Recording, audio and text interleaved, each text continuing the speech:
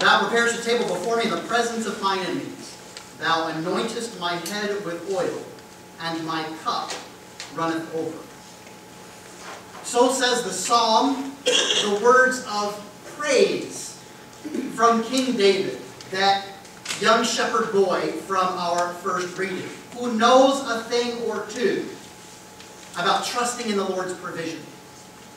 That in the Lord's gracious will, through His loving hand, that David is provided for in a way that he never, ever, ever, ever could have done on his own. He knows what it's like to go from working out in the field with animals to being quite literally anointed with oil. And his cup overflows through the provision of God. A table set before us in the presence of our enemies, and blessings that they cannot be contained, but just continue to overflow out of whatever vessel we put in front of them. That is the richness of God's blessings. That is the fullness of His grace. That is the overwhelming extravagance of His provision, that He meets our needs, and He does so in a way that we could never do on our own. And as we have been speaking about our 7 deadly sins during Lent, we have come to that deadly sin, that capital sin of gluttony, which stands in rejection of this trustful provision of counting on the Lord for what we need to provide through His care, His love, and His power, not our own. I remind you that capital, not because they're better or worse than any others, but capital because they stand at the head. And that so many other sins, so many other temptations, so many other ways for us to be bent and broken and away from the Lord come from these major categories, and gluttony happens to be one of them. Gluttony, yet again from a Latin phrase, this one pointing towards gulping, consuming, swallowing, gobbling. And if we think about gluttony, overeating, overindulging, whatever it might be, it sort of makes sense, right? You cram it down, more and more and more. That's what, at its heart, gluttony is a desire for more, regardless of what has been provided, regardless of what we need, regardless even of what we want. We just can't stop ourselves. We lose the ability, or we reject it, to say, enough! I've got what I need. I've got what the Lord intends. I've got what I want even. Enough! Gluttony says, no, it's never enough. It is never enough. Keep on cramming it down. Keep on gobbling. Keep on gulping. Rather than stand the assurance that through the Lord, His blessings will overflow our cups. This says, I got to get it while the getting's good, and I've got to cram it all down, more. Even to the point where I might be sick, but I've got to have more. I've got to have it now. Gimme, gimme, gimme. When we have been talking about these 7 deadly sins, I have spoken each time that I don't know your own hearts, where you struggle. I can't speak to your sin, but I can speak to mine. Where I struggle, where my heart is. Because ultimately, that is the nature of gluttony. It really has nothing to do with how much or how little you have, but it has everything to do with the attitude of your heart. That sense of dissatisfaction with what the Lord provides, with His plan, with His will. That some way, somehow, I know better. And I want, and I want, and I want. So I chase the pleasures. I consume those things that I find good. And I do so heedless and without care, not only of everybody else, but even of myself. The glutton is one who consumes, who eats, who beyond when the good stops being good. When you do that, you actually lose the benefit and blessing of this good gift. When you chase that gift with this consuming passion, with this burning appetite, and just cram it down and again and again and again, and more, you actually lose the benefit and the blessing of the good in the first place. Even the pleasure is lost. As I said, I can't speak to yours, but I can speak to mine. I'm not a big guy. I am not one who tends to overeat. I try to, be sort of disciplined and, eat the right thing and all that kind of stuff. But even still, if it's good enough, don't I have that extra bite? Don't I have that extra piece? I mean, if it's really good. And just a little, And I know that's enough, but man, that's good. I don't want to be, but it's really good. And you just can't seem to stop yourself because it's so good. You want to extend that pleasure. You want to make that good feeling last. Again, I'm not really one who tends to overeat, except when I do. I don't think I ever heard a sin on gluttony until I tried to listen to myself at 9 o'clock. And maybe it's a cultural thing. Maybe because in comparison, we have it so well off here within the society, within this culture, that it's difficult to conceive how even what we assume is just sort of standard fare seems like an abundant extravagance to other people in other cultures. We don't tend to focus on the things that reside here, occasionally here. It's much easier to find that sin out there, right? Oh, you envious, greedy, prideful, lustful people! But gluttony. I'm going to speak very quietly about gluttony. Maybe just a little close to home. I can say again, for me, it's not so much the eating and the drinking, although I have my moments. Perfectly frank. You get the right thing in front of me, I got my moments. For me, the gluttony is in a broader sense, but it still points to that same dissatisfaction of God's provision and chasing after something that's good to the point where it's not even good anymore. For whatever reason, the sermon that I preached 2 weeks ago on envy kind of hit home for a few folks. And I had people come up to me, people who normally don't do this, and said, that was really good. That was a really good sermon. They wanted to pay me the compliment. And I will confess being a little bit weird about compliments. I'm never completely sure what to do with them. But I will say, it was a good intention and the hope of a blessing to say, thank you for that. That was really good. And you know what I hear? What was wrong with the other ones? Oh, that one's real good, but the other ones, they've been garbage. What? Well, if it was so good and so great, how come only 3 people said something instead of 10? How come everyone isn't coming up to me and patting me on the back? By golly. That's my sin. That's my temptation, my weakness, my brokenness. The way I'm bent away from the good that the Lord intends to give to me. The Lord intends to offer blessing and goodness, just as the people who were offering that compliment intended goodness and blessing. And instead, I twist it all back around and back to me. What I want, when I want it, how I want it, more. One compliment is good, I better have more compliments. And they better be bigger. And if I got a compliment last week, I need like a double compliment this week. And if somebody said that was the best sermon you ever did, then next week it needs to be the best sermon anyone's ever given. And if 5 people say something good, then I need 10 people, I need 100 people, I need everything. And I lose the good of what was offered in the first place. The Lord intended blessing. The person intended blessing. And instead, through insecurity,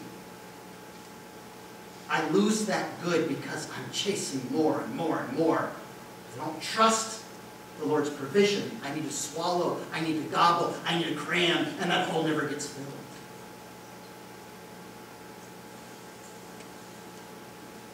I I'm gonna throw my dad on the bus for a second. He won't watch this, so it's okay. He used to take me fishing when I was a kid, real early on a Saturday morning.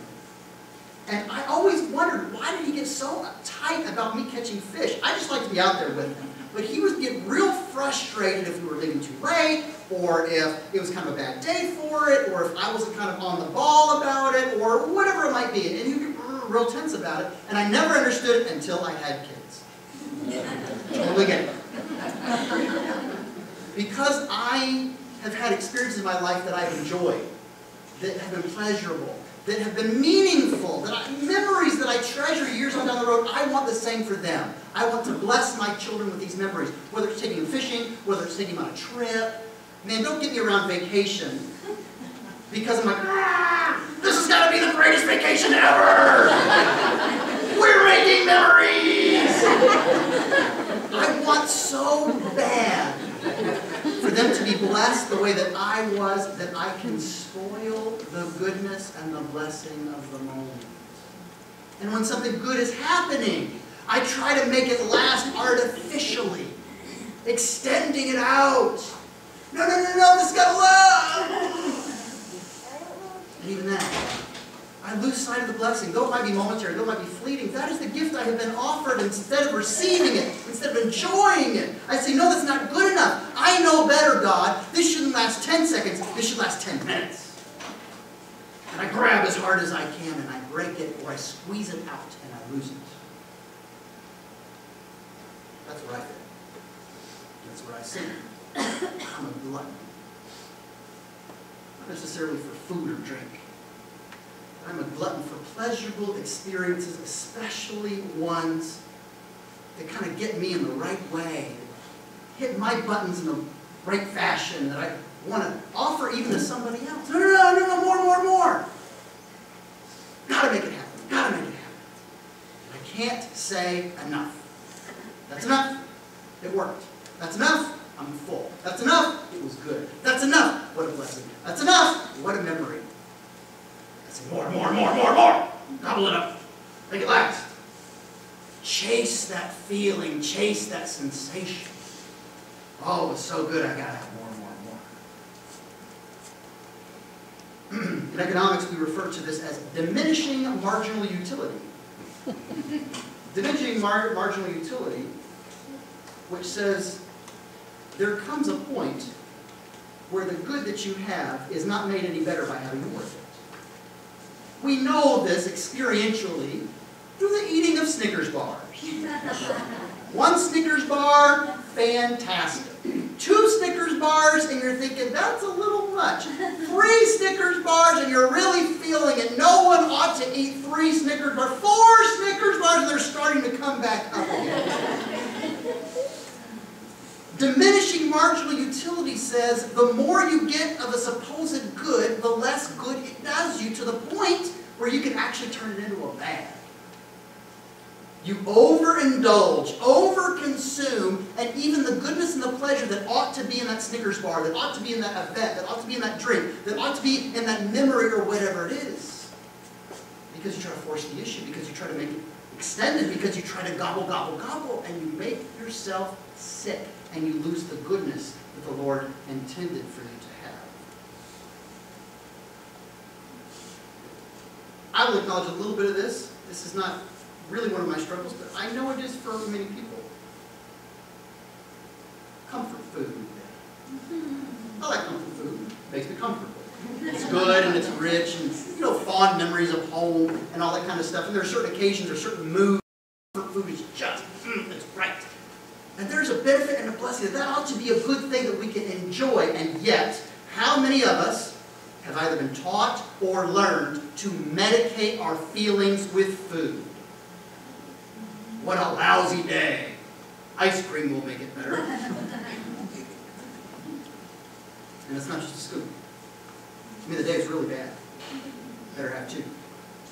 Better have 5. Have we taught ourselves? Are we teaching others, children and grandchildren, the way you make yourself feel better? Through food. Through drink.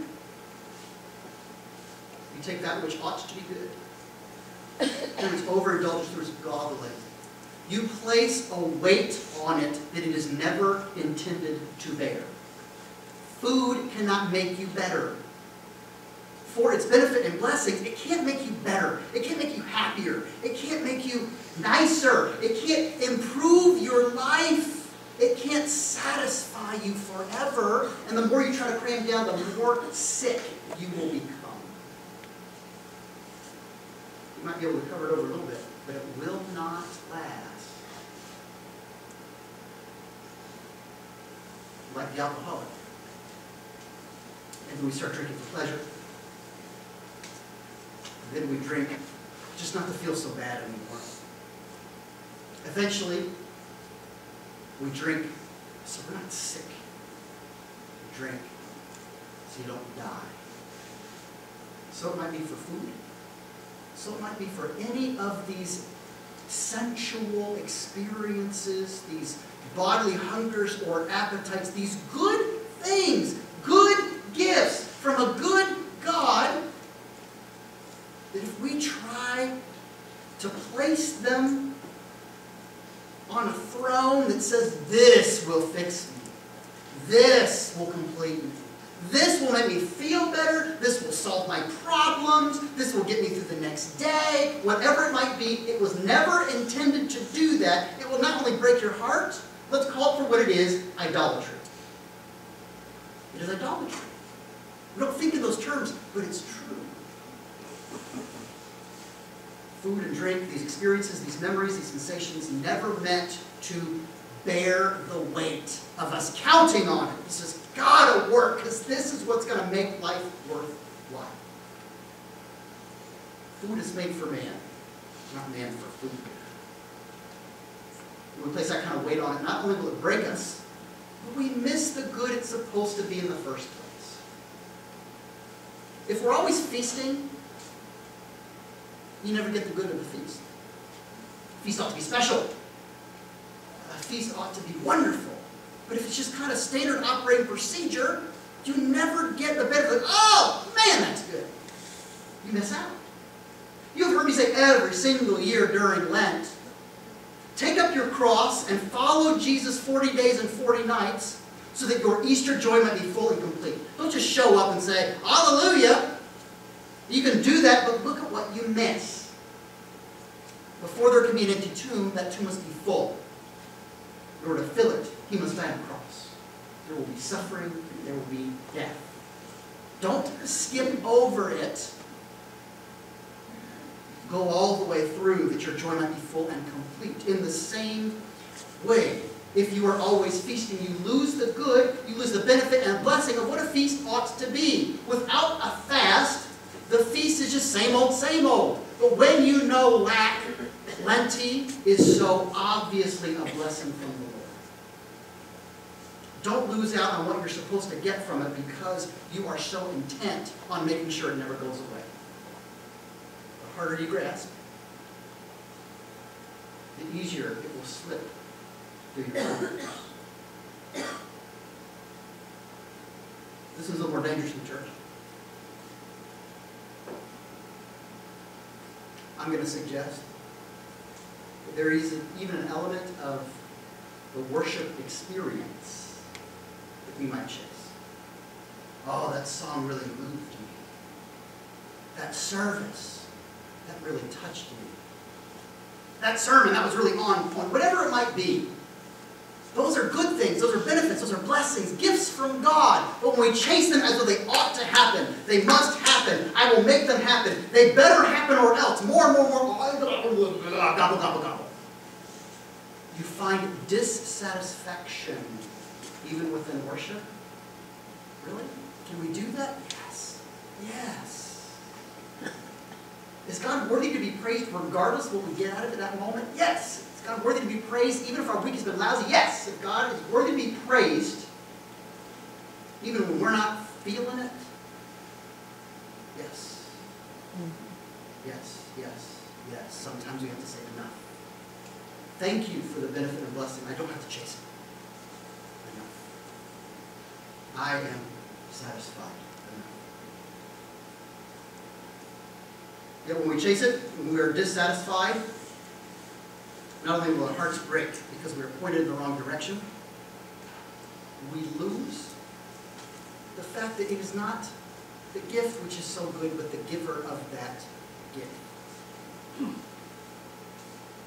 Baruch atah Adonai Eloheinu melech haolam. So begins the bracha, the table blessing that you would hear in many devout Jewish homes. You certainly hear the time of Passover. We'll do a Seder the next couple of weeks, and that will be said multiple times. Blessed are you, O God, King of the universe,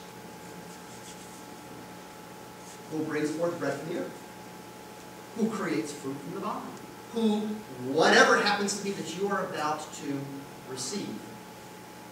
For they are good gifts. But we need to receive them and enjoy them as such. Not the be-all and all, not something that we have to make happen, not something we have to cram down more and more and more until we are sick to our stomach, even unto death. But to receive them from the King of the universe who intends them for our blessing and for our benefit. We just get so dissatisfied and untrusting because we think it's going to stop, maybe? Or we will never experience that pleasure again. Is that what it is? Like, I'm never going to have ice cream again. I'm never going to drink that again. I'm never going to go to this place again. I better get it all now. Really? That was it? God's just going to stop blessing you? It's like, March 30th and done. Life sucks from here on out. Within that same Seder meal, where you will hear the words of the bracha, you will also hear another ancient song of praise, Dayenu, repeated 15 times as they go over the story of the Passover through Egypt into the Promised Land. Again and again and again. Dayenu, Dayenu, Dayenu. It would have been enough. That's what's being expressed. It would have been enough. Meaning, God, you could have done that one thing and stopped right there for the rest of my life, and you still would have given me overwhelming blessing, and you would still be worthy of all praise. If he had brought us out of Egypt, Dayenu, it would have been enough. If he had executed justice upon the Egyptians and did nothing else, Dayenu, it would have been enough. If he had just separated the waters of the Red Sea and brought us to our dry land, Dayenu, it would have been enough. If he had just fed us with manna every day for 40 years, it would have been enough. If it would have been enough. Not only does it show a dissatisfaction for us to be gluttonous, that I got to have more. It shows a disrespect and a lack of trust in how the Lord has already provided. How much has He given? How much have we experienced? How much do we have to be thankful for? How much have we been blessed? Dayenu, it should have been enough. Yet how gracious, how merciful, how loving, how abundant that our cups continue to overflow. Did His blessing stop yesterday? Have you seen a blessing, even a little one today?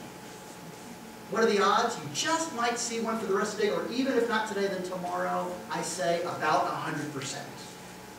Dayenu, it would have been enough, and yet He continues to bless us again and again and again. So trust Him. You don't have to cram it down your throat. You don't have to fill your belly until it pops.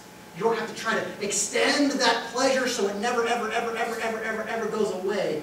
He can provide. He has, and He ever shall. So rather than chasing the pleasure of cramming ourselves full of the stuff of this earth, gobbling down that which moth consume and rust destroy, when we seek Him first and foremost, we are filled instead with the bread of life, which will never leave us hungry.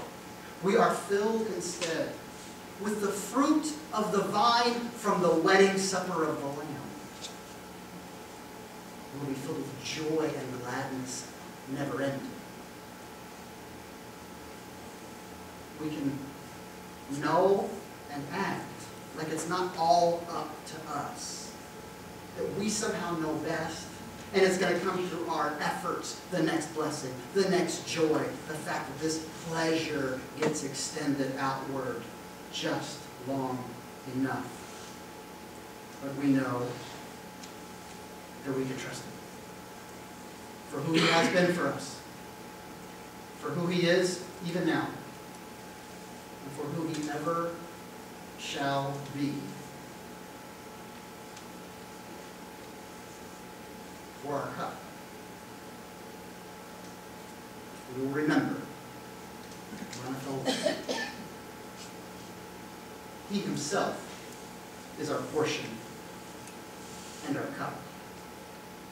And I promise, he promises, he is enough for me.